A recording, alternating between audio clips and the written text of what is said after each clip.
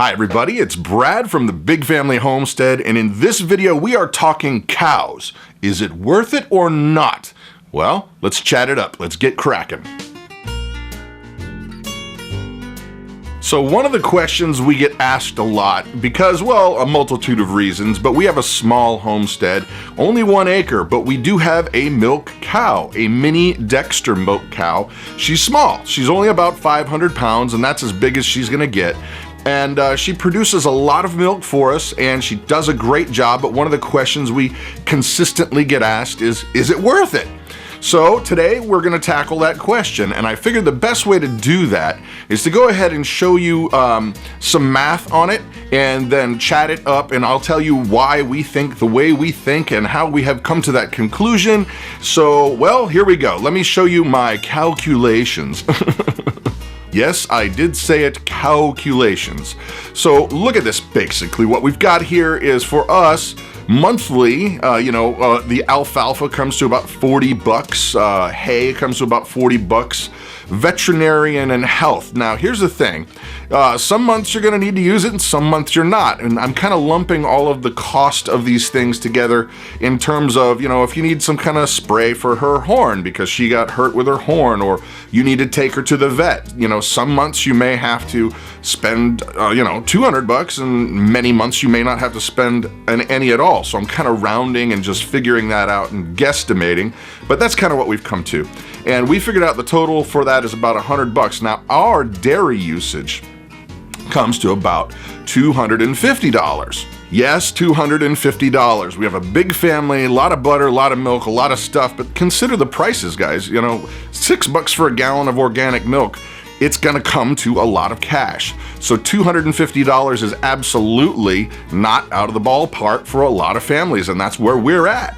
So that actually puts us at about $150, what you would, I guess, call profit per month. You're in the black. So if you really figure it out down the road, you're talking $1,800 per year. That's some significant savings. Now, not knowing exactly how long she's going to live, but assuming that she's able to give you 15 years of service, which is not uncommon. You're taking care of this animal. It's not in a big, massive, feedlot kind of situation. She's gonna have one-on-one attention. She's gonna get specialized medicine and all that kind of stuff. So assuming you got 15 years of production, that comes to a savings of 27 grand, baby. But that's not all. There are other factors you have to figure in outside of just cash. So the math clearly lines up for us, for our family. Now for you, that may be different. You may look at those numbers and go, boy, that is so not worth the effort that I'm gonna have to put in. You do have to take into account things like vacations. When you have a live animal or live animals, especially a big live animal, you can't just up and go unless you have someone near you who can take care of them. Maybe you've got a neighbor who has experience with the animals. You can't just up and go. That has to be figured into your is it worth it bin. Other things, just basically for us, you can't really put a price on good health, on your health. So that's a hard one to figure in because we are a humongous proponent of raw milk. And so for us, you're paying $6 a gallon at the store for regular organic milk. That to me is insane. Now, couple that in your mind with the fact that what if there was some kind of shortage? Let's say that there was some kind of strange thing that happened. Maybe there was some kind of calamity in the country, and all of a sudden there's a massive shortage. Well, first of all, prices are gonna go through the roof, right? If you can even find it. And then if you can't find it, then where are you gonna be? Yeah, you could probably make do with beans and stuff like that, but man, think about, oh, come on. All of those recipes with the butter and the milk and the cheese and the sour cream and all of those things, I frankly don't want to have my family go without those. And so to me, that's a humongous check mark that you can't really put a dollar figure on for us. Now, on to another issue. Raw milk is really, really good for you. Yes, that's true. I know that we've been raised to think that you gotta superheat this stuff and you know, you gotta kill off all the bacterias and you've gotta do it in a certain way, and it's gotta be boiled and it's gotta be fried and blah, blah, blah, blah, blah, and then they're just, look, the aliens are coming to get you if you don't. Listen, take a deep breath. No. You've got to keep sanitary conditions, of course, but when they superheat that milk, they kill off a lot of the good stuff in it for you. Now, price on health. I don't know what you would say. Let me just put it this way. In the state that we live, it is illegal to buy raw milk. You can't buy it. But, you know, being creative, people have figured out ways around that issue by having what's called a herd share program.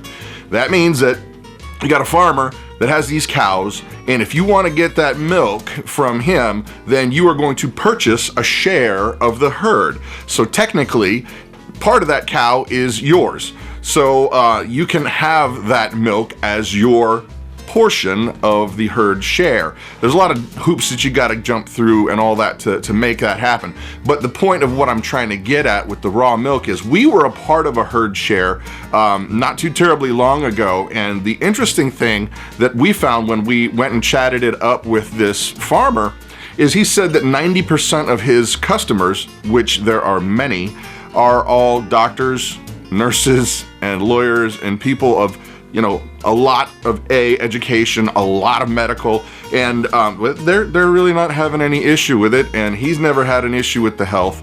And you do your own research. I'm not saying, hey, rush out there and do this, but for us, it is absolutely the most healthy choice. So putting a dollar figure on that, I don't know how you can kind of come to that conclusion, but you figure that out on your own. So overall, is it worth it? Well, for us, it is absolutely worth it.